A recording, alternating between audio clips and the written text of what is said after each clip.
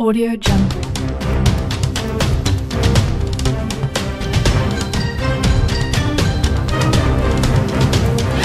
Audio Jungle.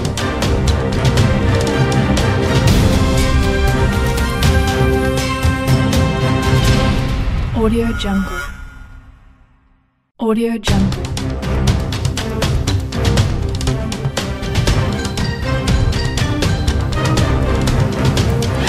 Audio Jungle.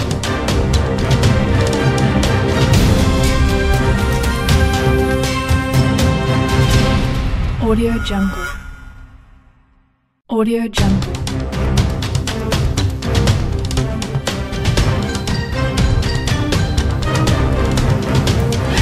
Audio Jungle.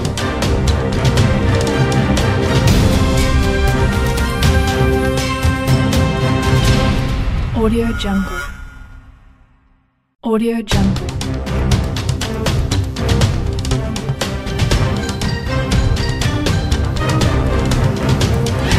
Audio Jungle.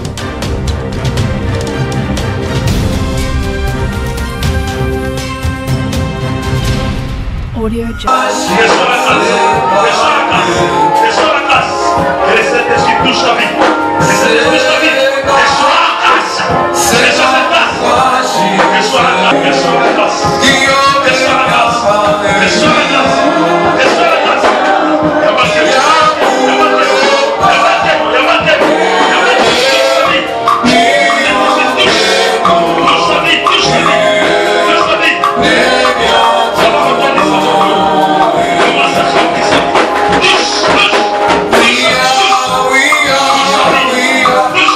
We are.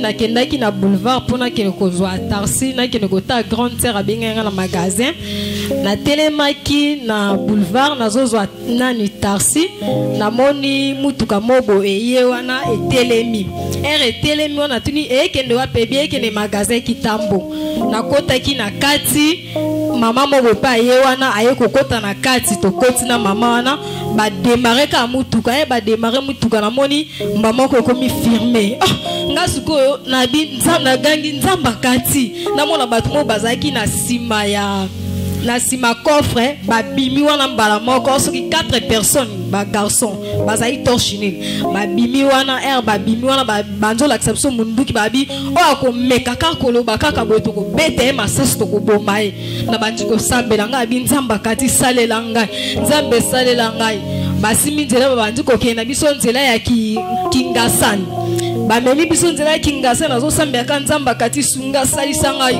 camarade ya garçon wana zo ba to mema bona na kati kuna ya zamba ya kingasani poto ke ko boma bango ngana bi nzambe na nga salela ngai nzambe salela bo pesa basaki na bimisaki basaki na ba telefone surtout na pesaki bango babandiko beta biso bambata nga bite bo beta ngai te nzambe na nga sala babiyo otanga ko moninga bite nazo tanga ko mba nzamba kati nzambe na o ke big so kuna ya to boma nga bi to kende kaka to bandiko ke na bango banzo bela ka nzamba kati apo ba yesinga bi na ngai safa lokwa yo zo bela nzambe na o azwa bikisio yo kita yo kende na yo ba o bazali awa to kende to ke boma bango ba pesinga 1000 francs la futa transport nga bien nzambe na nga saleli nga on la pesi nzambe merci.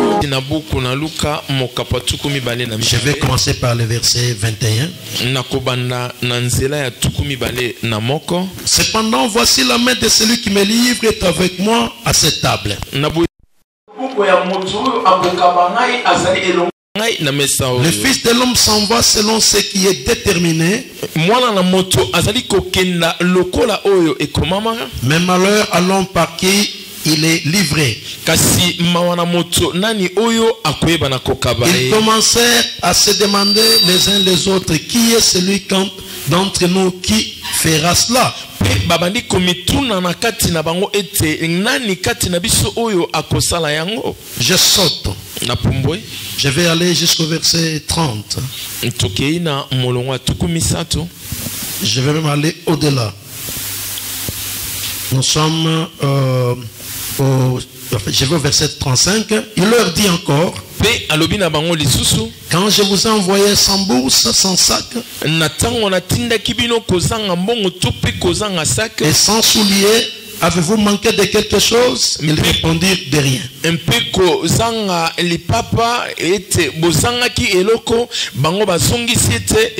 il leur dit maintenant au contraire que celui qui a une bourse la prenne.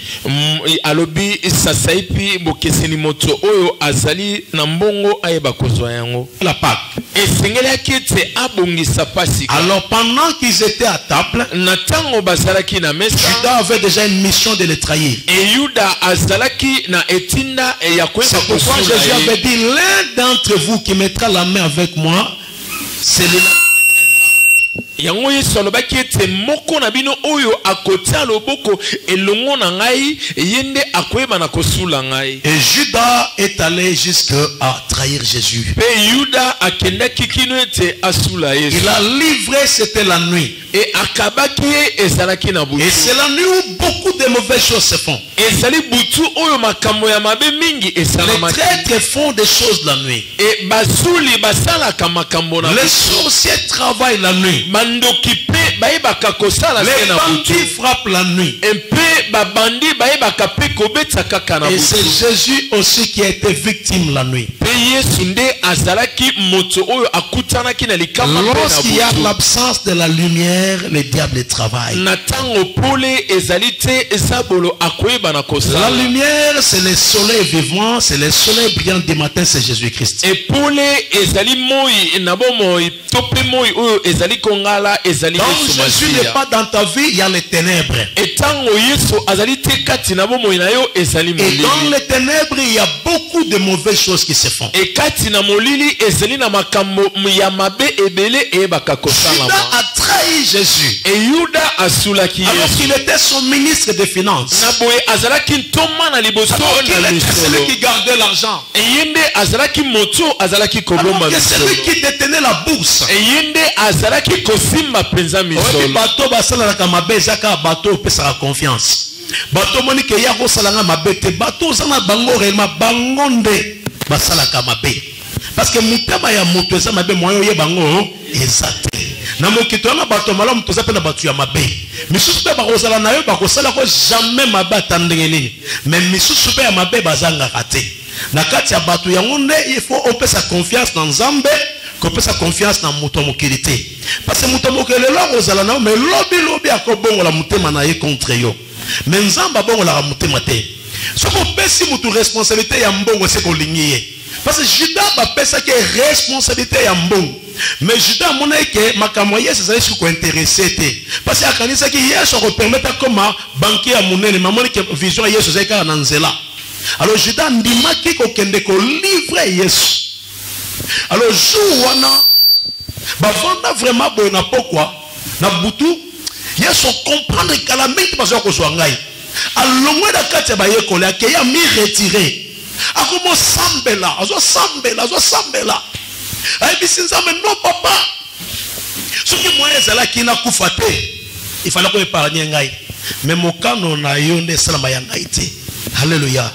Na vina biso tolukaka toujours mokano wa Nzambe parce que mokano wa Nzambe ekozala mabe ekozala ya pasi mais yango nezalaka malamu. Parfois tolingaka baposa na biso Nzambe apesa biso omona muto ya présence ya Nzambe na programme ya makambo ya lingi Nzambe asalela ye na lingi boye mais Nzambe parfois ngaka bongo te parfois folo ba Nzambe na on a sengi mais volonté na ngai te mais volonté na yo. Alors Yesu accompagne c'est la volonté na yo et salama.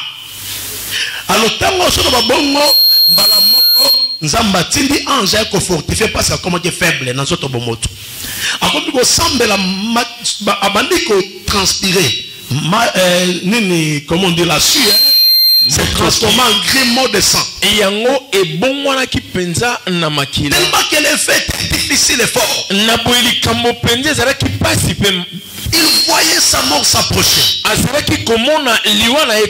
Il se voyait qu'il allait vraiment vers la mort. Alors Jésus commence à transpirer parce que ce qui s'est passé était très dur et très difficile pour lui. Et quand il a fini de prier, il rentre vers les disciples et les trouve endormis. Pendant qu'il les interpellait pour leur dire ne dormez pas, veillez. C'est au même moment on voit Judas. Judas en train de venir devant une foule de gens derrière lui. Judas arrive, il vient pour embrasser Jésus. Son propre ministre des Finances, l'un des siens. Il y a un adage qui dit l'insecte qui détruit l'haricot est celui qui est dans l'haricot. Jésus ne pouvait pas être trahi si ce n'était pas l'un des siens.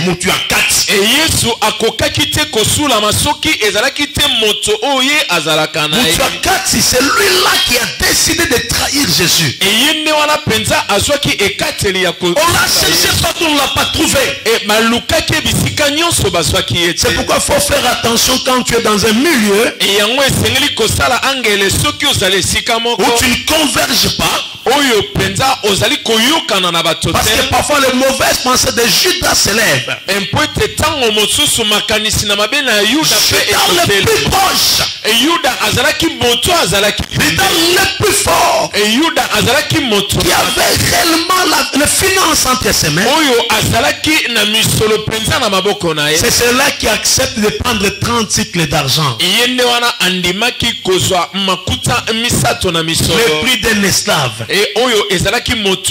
l'argent qui n'avait pas de la valeur.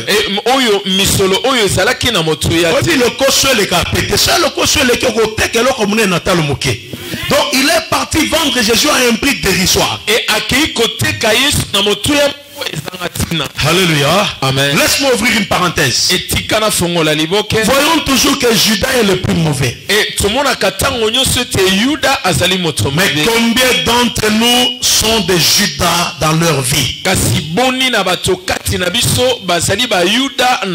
Combien d'entre nous trahissent Jésus chaque jour de leur vie? Tu as vécu le miracle de Dieu. Tu as vécu avec le Seigneur. Mais de temps en temps tu les trahis. De temps en temps tu l'abandonnes. Tu acceptes de l'abandonner. Combien de fois nous sommes des Judas? Combien de fois avons-nous sacrifié le Seigneur pour des choses dérisoires? Combien de fois quand on nous présente Jésus autre chose, on fait un choix? Nous sommes parfois des Judas dans nos vies. Parfois nous avons fait du mal au maître. Alléluia. Amen. Regarde ton frère, est-ce qu'il dit lui, est-ce que tu es aussi Judas? Dis-lui, est-ce que tu es aussi Judas? Oui, te demande est-ce que tu es aussi Judas? Chaque fois que tu as trahi le Seigneur, tu as été un Judas. Chaque fois que tu as fait du mal, tu as été un Judas. Chaque fois que tu n'as pas été fidèle envers le Seigneur, tu as été Judas. Il y a des gens qui ont vécu la main de Dieu, qui ont vécu le miracle, qui ont vécu la visitation, qui ont vécu la grâce, mais qui se accepte d'abandonner Jésus de temps en temps. kasi azali kondima kotika Yesu penza ntango Il nyonso. prie pendant une semaine et après il abandonne. azali kobondela poso moko mpe nsima nango Combien de gens tiennent la Bible mais ils peuvent trahir Jésus? eboni na bato basimbaka biblia kasi bakoki kosula Yesu. Combien sont dans l'église mais sont des traîtres? eboni na bato bazali kati na eglise kasi bazali Combien sont dans l'église mais leur cœur ne reste pas fidèle à Dieu? eboni na bato bazali kati na eglise kasi mitema na bango ezali Combien de gens sont dans l'église mais ce sont des Judas? eboni na bato bazali kati na eglise kasi bazali Ils ont une langue qui blesse les autres. bazali na maloba oyo eyebaka Ils sont prêts à faire du mal au cœur des autres. abongisami ya kosala mabe na motema ya Combien de gens se séparent des familles? eboni na bato oyo bakabolaka Mais ils prient, ils crient le nom du Seigneur. kasi azali kobondela azali koganga kombo na Nous nkolo les connaîtrons par leurs actes. etokoyeba bango se na misala na Et on saura qu'il est de Dieu ou il n'est pas de Dieu. etokoyeba ete azali ya nzambe to mpe azali ya nzambe te. Alléluia. amen. Dis-lui, est-ce que tu es Judas? lobela ete yo ozali yuda Est-ce que tu es Judas? ozali yuda Est-ce que tu es Judas? ozali yuda Et c'est toi là, tu es Judas? yo wana mpenza ozali Est-ce que yuda tes pensées sont... mabanzo na yo ezali peto Fais-le d'abord comme ça. Est-ce que tu es Judas? yo ozali yuda Il n'acceptera pas, mais il sait qu'il fait des choses qui ne sont pas correctes. Dis-lui, est-ce que tu es Judas? ozali yuda En lui-même, que son cœur lui parle. ye moko motema na ye elobela ye Judas accepte de vendre Jésus. yuda andimi koteka yesu Et cette nuit-là, on vient le prendre. mpe na butu wana baye kozwa On l'amène par le souverain sacrificateur.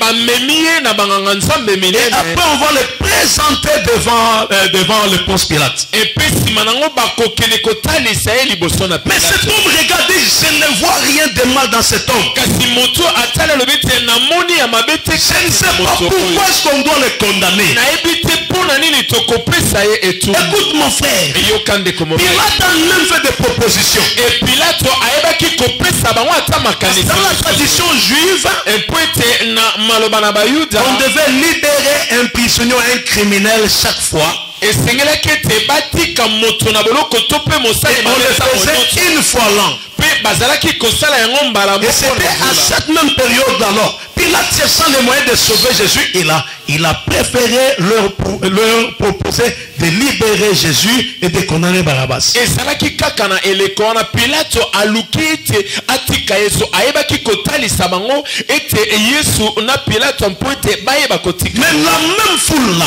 kasi kaka bituluki qui avait crié Hosanna, Hosanna. oyo bangangaki ozana Mais ceux qui disaient Hosanna viens nous secourir. oyo balobaki ete ozana yaka kosunga Mais c'est cette même foule là qui chantait qui était là. ezalaki kaka bato bazalaki koyemba oyo Les événements se sont passés quasiment dans le même milieu. mpo ete makambo elekaki kaka bisika Les gens qui criaient Hosanna, c'était ces gens-là, ces jours-là qui avaient changé de langage. e bato bazalaki konganga ozana mokolo wana babongolaki Dans ta vie, ne suis jamais le langage de la foule. e kati na bomoi na yo kolanda te maloba na bato La voix de la majorité n'est pas toujours la voix de la vérité. e maloba ya bato ebele ezalaka ntango nyonso maloba na Ce n'est pas solo parce que te les gens t'apprécient, crient derrière toi qu'ils sont avec toi. ezali te mpo ete bato bazali konganga mpe kosepela na yo nde Les bazali gens nsima peuvent na yo crier derrière toi parce qu'ils ont un intérêt en toi. e bato bakoki konganga nsima na yo mpo ete bazali na Et lorsqu'ils voient que l'intérêt qu'ils avaient n'existe pas, ces gens peuvent changer de langage. soki bamoni ete litomba bazalaki kolanda ezali te bato oyo bakoki mpe kobongola La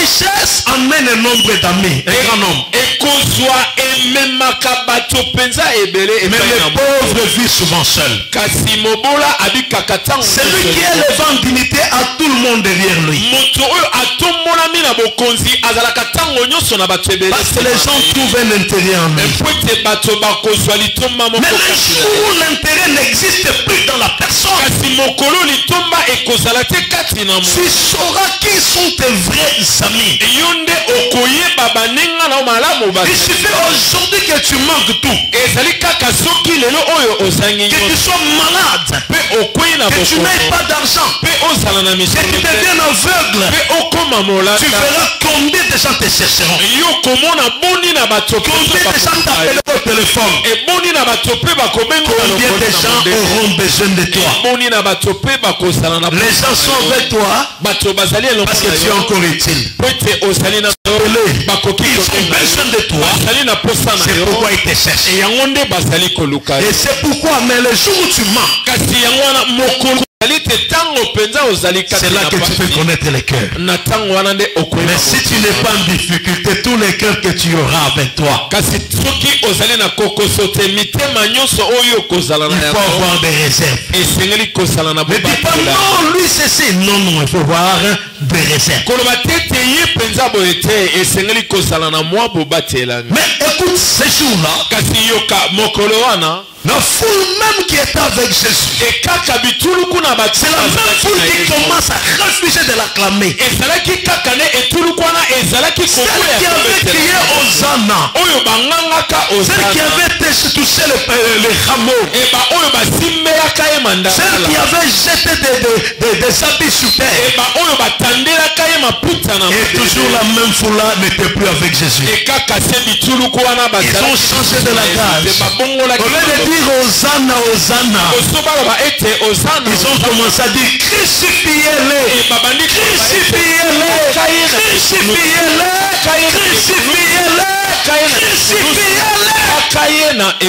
Jésus regarde et dit c'est pas vrai. C'est la même foule ici. J'ai fait des miracles au milieu de vous. Je vous ai donné à manger. Vous étiez malade, j'ai prié pour vous. Vous avez des problèmes, j'ai donné des solutions. J'ai donné des réponses à vos problèmes.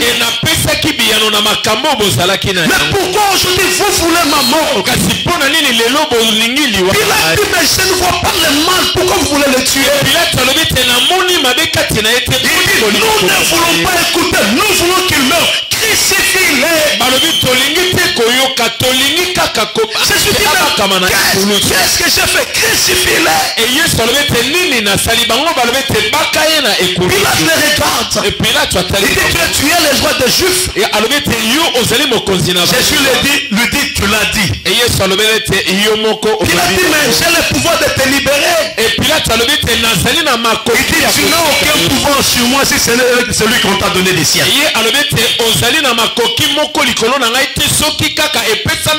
Parce que Jésus était venu avec une mission. Et cette mission était dans son accomplissement. La foule voulait que Jésus meure. La foule voulait voir la souffrance de Christ. La foule a oublié les bienfaits. Les gens oublient facilement les bienfaits. Les petites choses restent dans le cœur des gens. Tu peux faire du bien pour quelqu'un pendant 30 jours. Mais seulement si dans une seconde tu arrives à faire le mal, c'est ce qui va brandir devant les amis, devant la famille. Voilà, il est mauvais. Voilà, cette femme est mauvaise. Voici cet homme est mauvais. L'homme oublie facilement les bienfaits. Mais il ne veut que chercher des petites choses. Les hommes ont oublié tout ce que Jésus avait fait. Et Jésus était abandonné. Il est resté seul. Alléluia. Amen. Alors ça me rappelle un homme. Il s'appelait Pierre. Il dit moi je ne t'abandonnerai pas, je serai avec toi. Jésus lui dit non Pierre. Avant que les coqs ne chantent, tu m'auras trahi. Pierre dit jamais je ne le ferai. Jésus connaissait son cœur, dit tu le feras.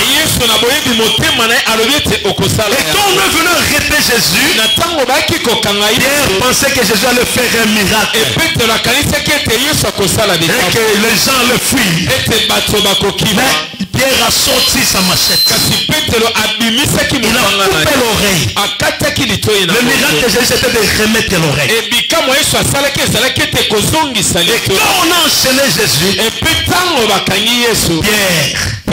qui était avec Jésus, qui bénéficiait de sa grâce, lui aussi l'abandonna.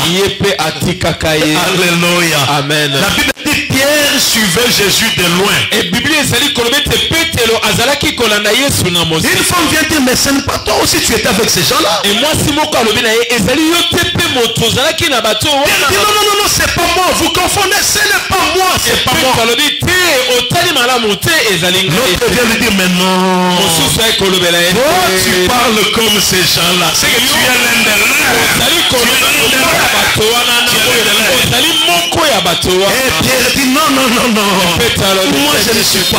ngai nazali Écoute, je vais te dire une chose. yoka na kolobela oli Quand tu es avec Jésus, na ntango tozali même si tu te caches, ata kobomba ton langage va t'accuser. elobeli na yo Ta ekofunda manière d'agir va t'accuser. lolenge no ya kosala ekofunda Et souvent les chrétiens, etango nyonso même quand ils sont au milieu des païens, atako bazali kati na on les regarde et dit, toi tu pries, hein? e bakolobele Parce que nous sommes différents. po ete tozali na bokeke Notre façon de regarder, lolenge na biso ya notre façon de parler, lolenge na biso ya notre façon de marcher, lolenge na notre façon de réagir, lolenge na biso nous sommes différents. tozali mpenza na On bokeke dit à Pierre, non, tu es l'un d'eux. na petelo ete yo mpo ozali Parce que toi aussi tu parles comme lui. yo mpo ozali koloba Il dit, non, je ne suis pas, je ne suis pas. nazali moko na bango te Combien de gens ont déjà renié Jésus eboni na bato oyo basila devant une bouteille de bière? liboso na mwa molangi Dès na qu'il a vu sa bouteille de bière, ntango amoni mwa molangi il dit, non, ici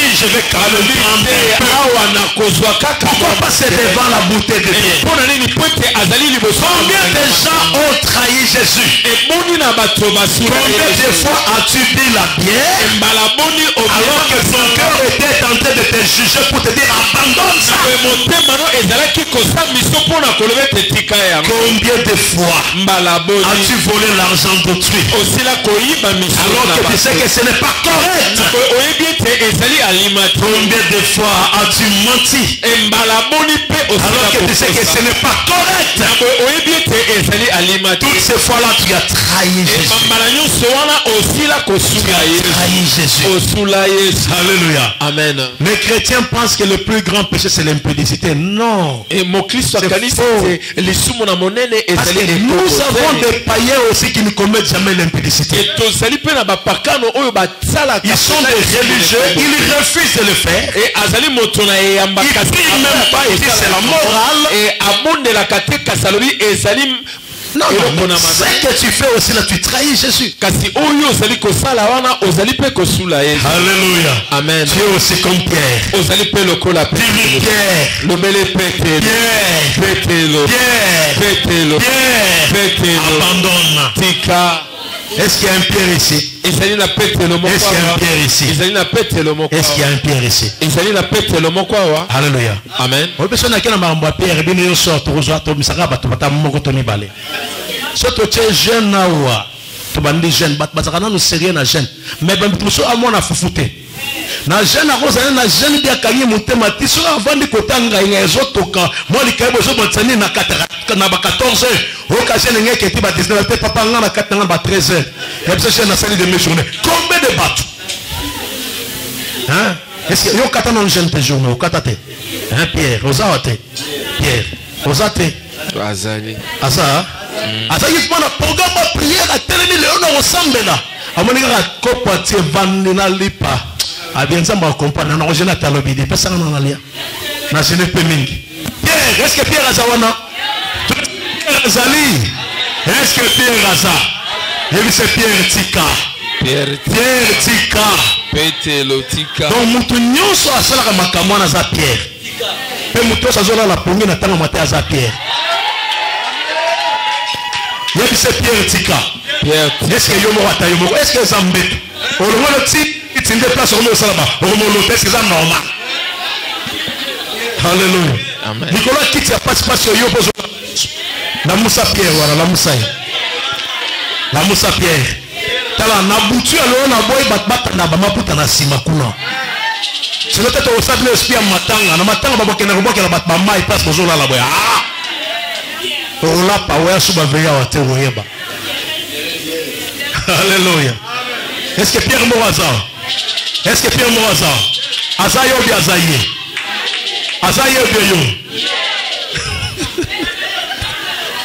gloire au Seigneur heureusement eza yo te ezaki ndenge alors Pierre babiesa nango ngate babiesa yo babiesa ngate ezali yo pe la trahir Yesu mais tant wana bakangi Yesu bakomi ko juger ye bakangi bakomi ko tuda ye babi oza roi des juifs a Bible mo bolobi yango bakangi Yesu bakomi ko beta ye fimbu pana likambo asala te haleluya bazo beta ye fimbu makile zotanga bazo beta fimbu azoganga ba beta fimbu azolela ba beta fimbu Nicolas aloko moka mabasala te mais bozo betelanga na sali bino nini na sali no rota mais bozo betelanga na sali bino nini ba betiye pour sasima esuki makile ko ngo tanga balongole na tilamba nyamu tazo sala bango miracle kolesa bango kosunga bango kobikisela bango bana kopesa bana kolongola babalaki kati ya mboka kosunga bango batambola kate batambola oba mona kate bamona bato nyonso na Yesu asunga jour na bakima ye tomona aveugle te tomona mutu ote ya Bethesda tomona te belle-mère ya Pierre tomona mutu moko taya tomona bato maladi ya mbala te oyo bakimaka o 10 personnes tomona mutu moko taya koloba mutu abikisanga na kokufa na esika na ye na ye tomipesa bosunga bamona ye te mutu moko taya batika ye moko na kati ya pasi bazobeta ye bazonyokola ye bazolelisa ye bazofinga ye bazobokela soyi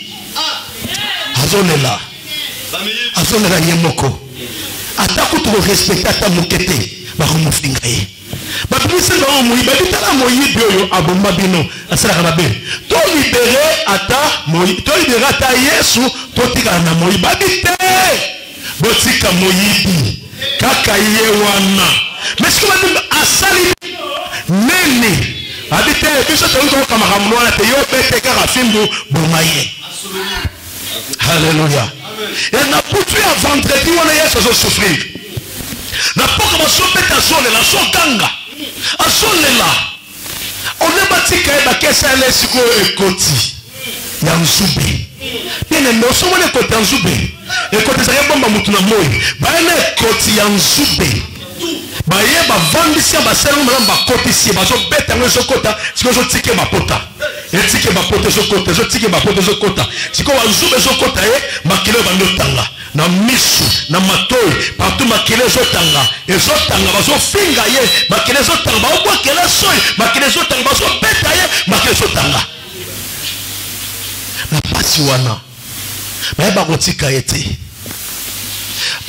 baye koluka bakebongisela ekoloso babe ekoloso oyo komemango ame bosi bobeti ngai bosi bonyokoli nga me nasala susu nini haleluya alors ntango wana Yesu azotala pasi basi bakomi kolela bana bakomi kolela Yesu oyo atali bango abi te bana ya Jérusalem bolela mpo na ngai te bolela mpo na bino na bana na bino mpo ngai soki nga nzete mobesu nga mwana nzambe basali nga boye bongo yo nzete akokauka bakosala yo nini tala bolingoli na kati ya pasi aza so na pasi ya bato bazobete me azokela bato baolela mawa bite bolela mpo na nga te parce que abide koza su pasi koleka quel amour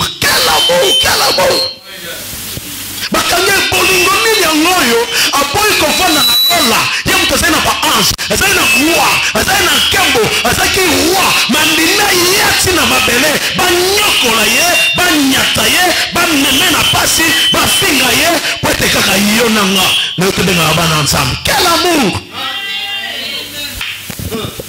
na pasi wana bameme etina ekoloso mpa bakomisi wana bakomi obete basete babeti ye sete bakoti sete ezokota na nzoto moto azotala bacubaka tonga ya pamba na hôpital okaa ndenge esalaka pasi sikoyo zwa marteau mwana mobali mobimba ya bato azaka na 33 ans elenge kutu bato bela baza bamikolo koleka ye azali naka mwana moke 33 ans ya pamba asali nano kutu ata vi te halleluya amen bazotota ye bazobete bakotisa ye basete azoganga wana Pierre azawa pe akenda wana kutu bato tu bazali pembeni bakenda juta kutu comprendre parce que asalaki mabe akenda komiboma mais bato mosusu bakima wana mama ya Yesu Marie azolela abi mwana nenga na bota o mwana ndenge nini bazobomelanga kaka mwana boye ebisi mama na bitala mwasi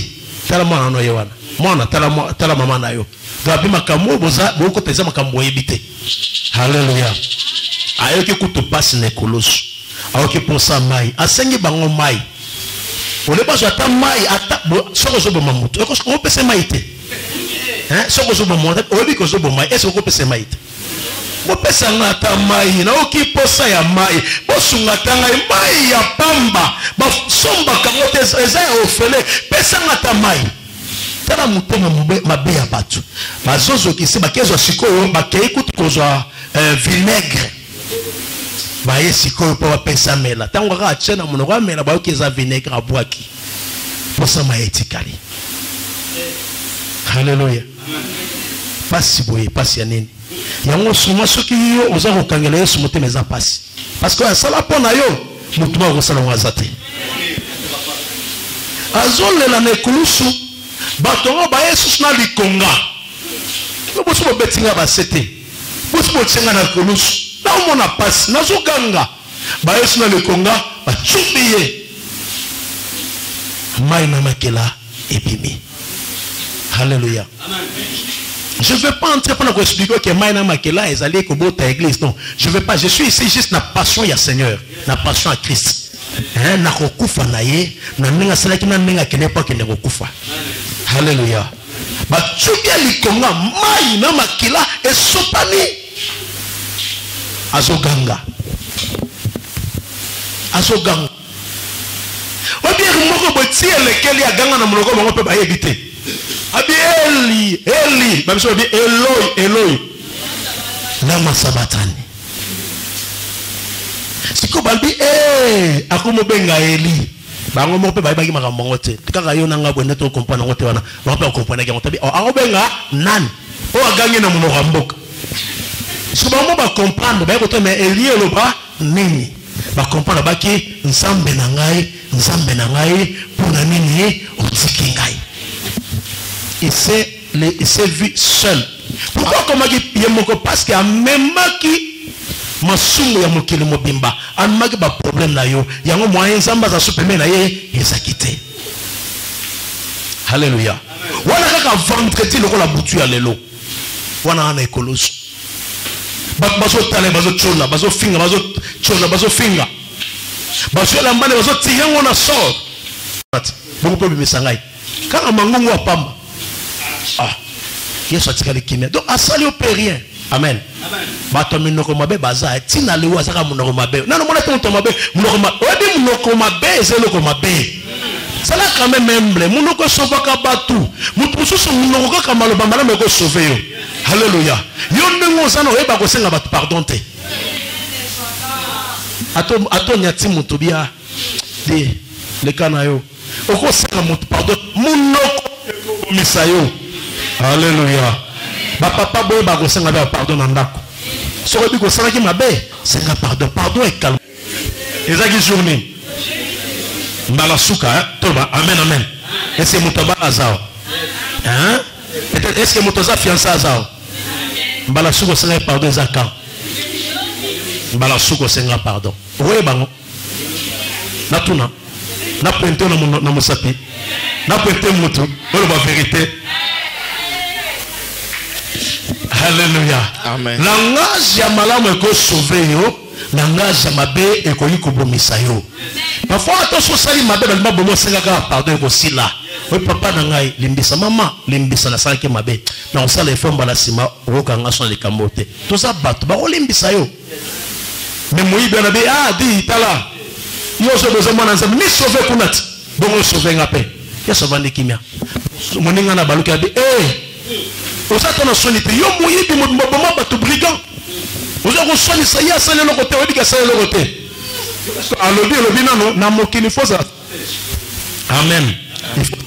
Il faut ça la stratège. Avant je le comme malonga yeba pe koloba. Vous quand on a langage mo côté raté on voit rien. Na mo malamu et ko sauver yo langage mabe et ko condamner yo. Bien de wana ne kulutu. Langage ma azaki stratège. Yo mutu mabe ukugangela Yesu te azolo babonga balosi atali siko Yesu bi papa tango yo okonzi ya likolo kanisa pengai. Amen, amen. Ya ayiba tina suka muta sala mabeti na suka mena suka. Kolobana yo wana na kisi ko ami repentir reconnaître bon Nzambe na ye. Alors Yesu alobi kaka lelo yoko to lobite. Yoko to sama munango belebe kaka lelo yo nanga to kozala ngo na paradis. Hallelujah.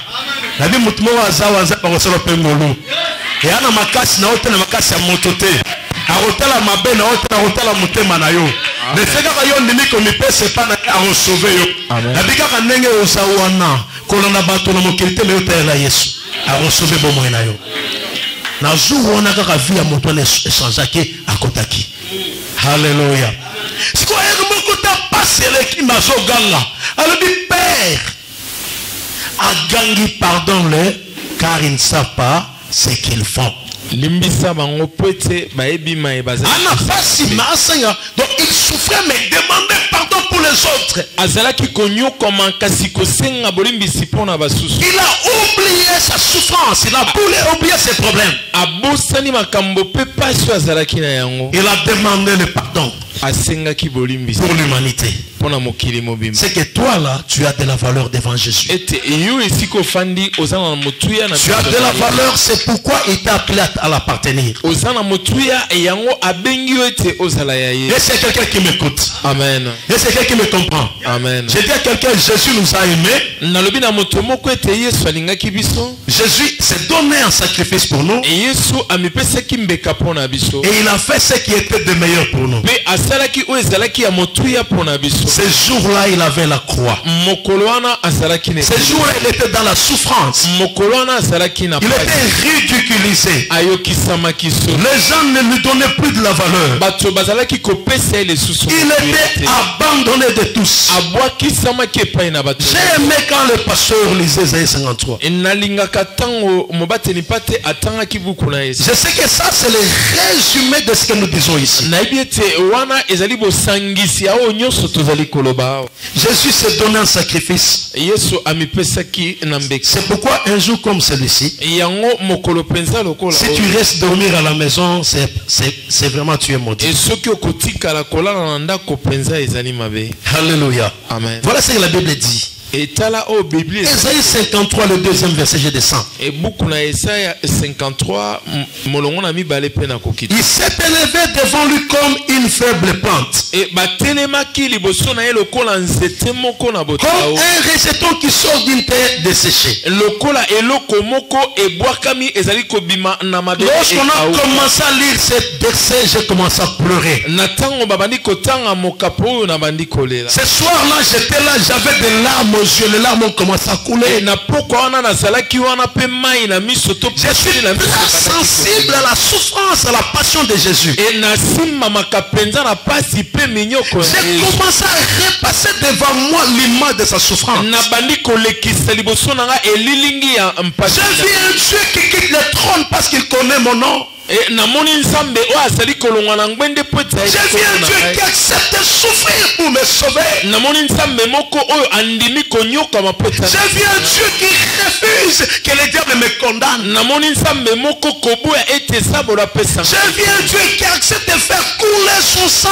Namoni nzambe moko oyo andimaki kosopa. J'ai vu un Dieu qu'on déshabille par les hommes. Et namoni nzambe moko kolongola ebilamba et j'ai vu un Dieu où le sang coulait sur sa tête et sur son corps. Et namoni nzambe moko makila kotanga na moto. Alors qu'il était au ciel sur le trône. Na boende azalaki na lola afani. Alors qu'il était là, le Seigneur, le Créateur. Azalaki wana nkolo pe mokeli. Il était là depuis la création. Azalaki wana uta kobana na mokili. Tout a été créé en lui, par lui et pour lui. Et nyonso ekelamaka pona epe epai na ye. Colossiens dit il est l'image. Et Colossiens lobi ete azali elilingi. Dieu lui-même lui-même était là en chair et en os. Nzambe ye moko azalaki wana na lolenge Il ya accepte de devenir un serviteur. et andimi kokoma mosali. Il accepte de commencer à laver les pieds des disciples. Et andimi kosokola makolo ya J'ai vu cette souffrance-là de la croix. namoni minyoko wana ya ekulusu. Pourquoi j'abandonnerai Jésus? Mpona nini nakotika ye? Qu'est-ce qui pourra me séparer de l'amour de Christ? Eloko nini ekoki kokabola nga na bolingo na Qu'est-ce qui Nzambe? peut me séparer de l'amour de Christ? Eloko nini ekoki kokabola nga na bolingo Le ya bien de Kristo? ce monde ne représente rien. E biloko ya mokili oyo ezali kotalisa mpona L'or et l'argent ne représentent rien. wolo mpe palata to Il souffrait. misalisa eloko te anyoko. Alors c'est pourquoi quand le pasteur commence à lire ces versets, yango ntango mobateli mpate abandi kotanga mokapo oyo j'ai commencé à faire couler mes larmes. nabandi kotangisa pinzoli na miso. Mon frère ne trahit pas.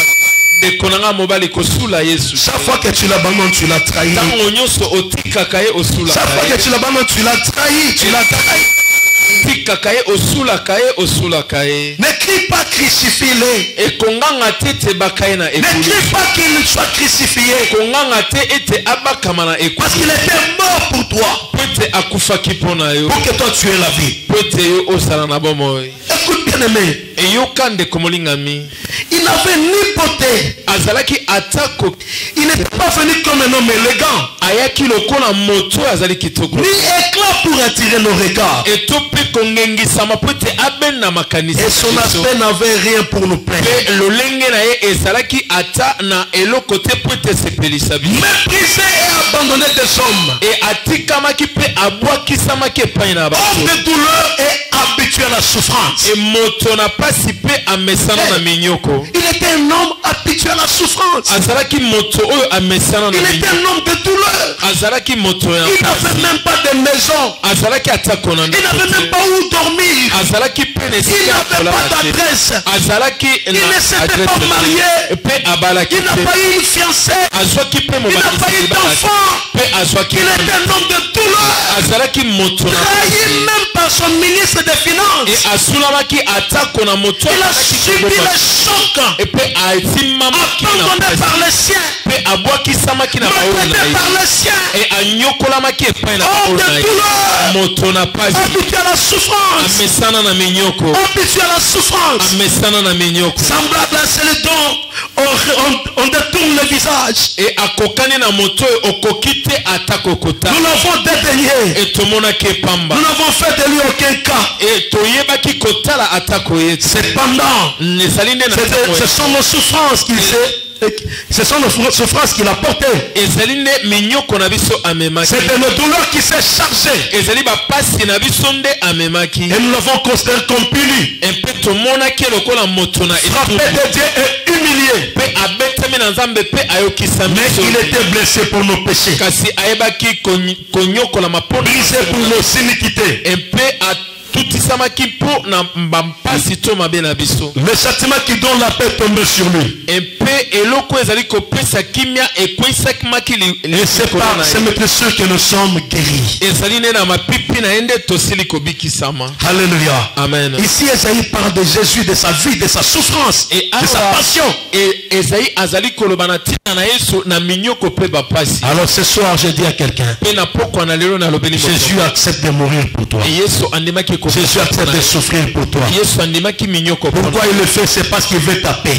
mpo na nini asalaki yango alingi po ete Il veut sauver ton âme. alingi ete abikisa C'est pourquoi ce vendredi, on l'a arrêté yango nde mokolo na mitano et on l'a amené à la croix mpe bamemaki ye na et on l'a maltraité mpe banyokolaki ye jusqu'à la fin ekino na suka où il avait rendu son âme. oyo azongisaki motema. Il dit, Père, alobi tata j'ai remis mon esprit entre tes mains. napesi molimo na ngai na maboko na Et yo. pendant ce temps-là, mpe na ntango yango les ténèbres avaient couvert la surface de la mpe terre. molili eyebaki kozipa mokili. Et les soldats qui se moquaient de lui ont dit non.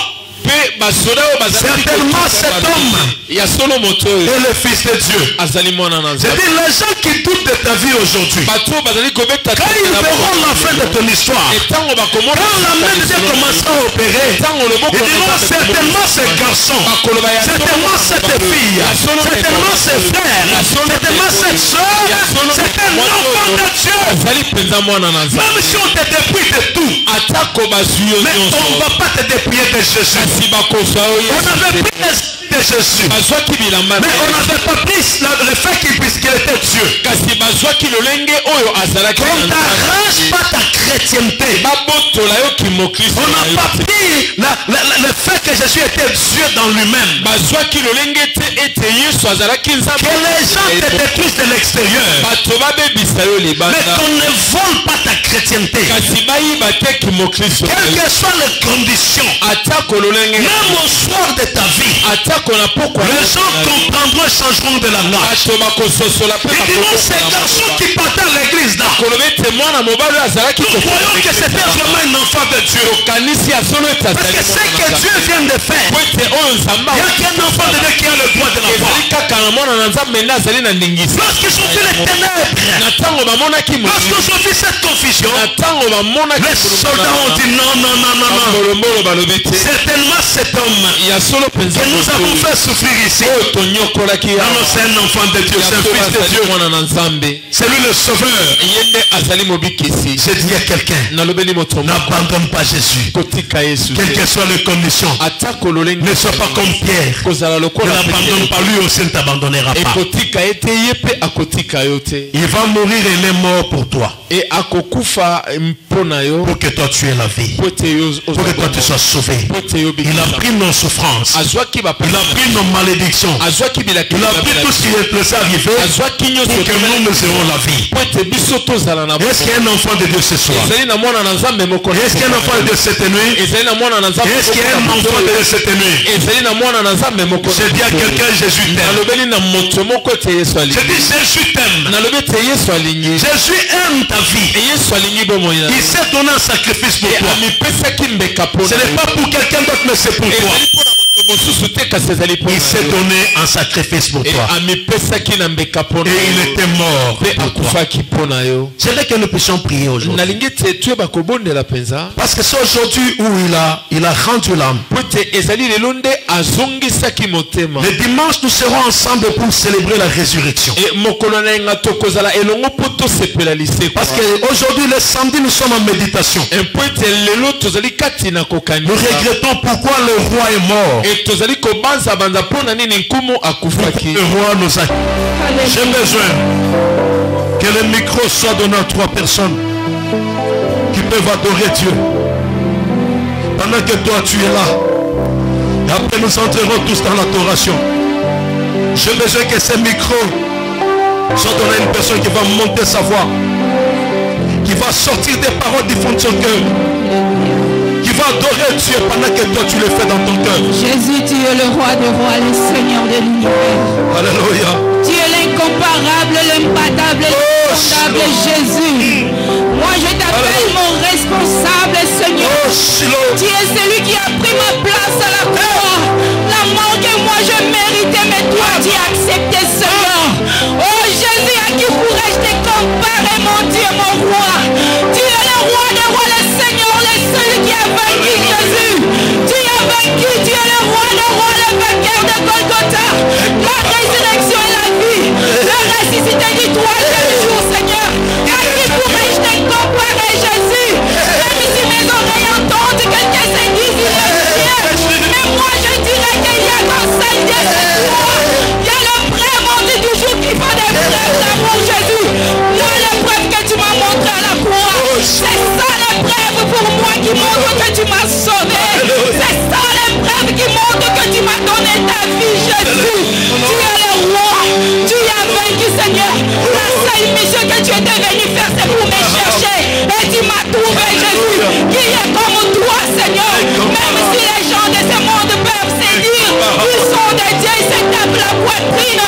Mais moi, je sais que Jésus, tu es le sauveur de l'humanité. Tu as donné ta vie pour le monde, Seigneur. Tu as donné ta vie pour le monde, Jésus. Qu'ils veulent ou pas, Seigneur. Moi, mon cœur, je le sais. Même si ma bouche se ferme, mais mon cœur, Jésus-Christ, va croire et dira toujours que Jésus-Christ m'a sauvé. Il m'a donné la vie. Merci pour l'œuvre de la croix, Seigneur. Gloire à ton Seigneur, Jésus. Parce que Yesu kufa kile kulusu kwa la bomu. Ata parana nga o abota kingai. Mais Alexa kila bolu bakobota mais Oh Jésus. Andimaki kokufa mpona ngai te.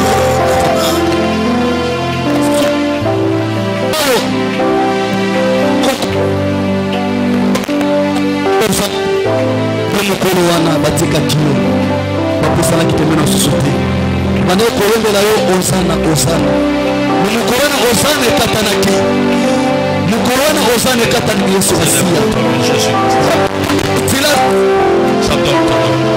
basaki na kati ya pasi mokolo wana bandimaki yo shadrake na meshake bataki bango na kati ya moto yesu masiya mokolo wana obimaki 4 personnes likolo na bango ne bango bawanganaki yo pourquoi pas bolango lakisi ngai nakanisa yo mpe yesu mosusu azali te na mokili oyo soki yesu tozali kobika mpona kokufa na yo tozali kobika mpona grâce na oyo olakisaki biso na mokili oyo mokili momo ezali kotalela yo yesu ata mokonzi moko te ya mboka akolakisa molamu oyo olakisaki bango na kati ya mondaki lelo oyo ozali kokufa mpona biso na motu moko te ndimi kokufa mpona biso na mokili oyo azali te yesu makombo na yesu kristo.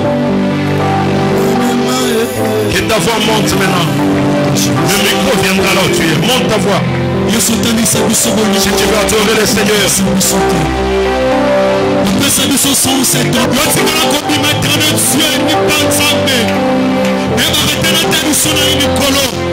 L'homme de 33 ans n'avait pas quoi être notre soeur, mais un peu sous qu'elle finit de sa yokolo yesu. Comment on a dit que on comment le coup on a manqué le PC le côté. Mais la comment on va belle basomika. Mais la comment on va kakete baso tambola. Mais comment on a yo ce sens de tokotani sonanini. Et que comment on va connaître notre Dieu. Moi ce te baba la vie na moninga l'idée ça me bon du balo kuta. Mais bon le PC nous se donne que tokotani sonana nani. Alors on va connaître Dieu. Tant on a posé dans la posé pas bâtir chanter. Mais la courbe là qui ça c'est le gars c'est de mourir à cause de moi. C'est toi mon ami de calme. C'est toi qui m'as aimé. C'est toi qui as supporté mes caprices. C'est toi qui as supporté tout de moi. Et la passe pas d'accord l'éternité. Parce que tu m'aimes parce que tu es moi. C'est quoi d'ailleurs? Elle est supporté mon sang. Elle n'est pas la même à quoi imaginer. La même à quoi complètement différente. La même à quoi nous sommes pour notre sang et la maman. On va passer le courant. Il va se passer les pareils. Laquelle se sont remplis de sa gloire. Laquelle témoigne que quand on monte sur mon côté. La demande qui nous semble la zone nous fait le mandat. Le côté la tour nous fait le mandat. Donc ça va pour ta pointe de mort. Donc ça va pour ta pointe de mort. Ça va pour ta pointe de mort. Ça va pour ta pointe de mort. Ça va pour ta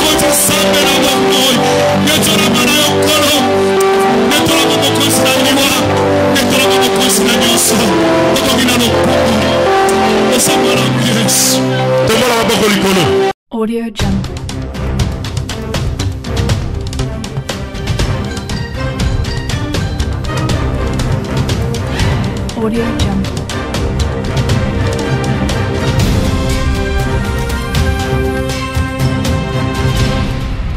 Jungle. Audio Jungle.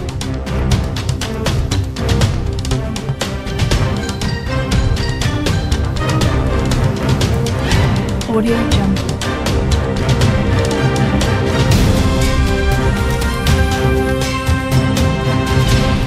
Audio Jungle. Audio Jungle.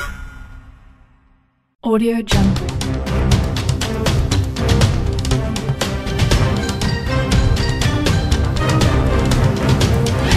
Audio Jungle.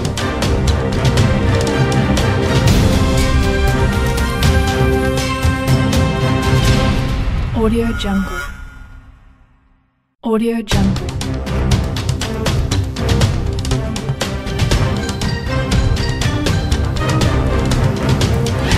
Audio Jungle.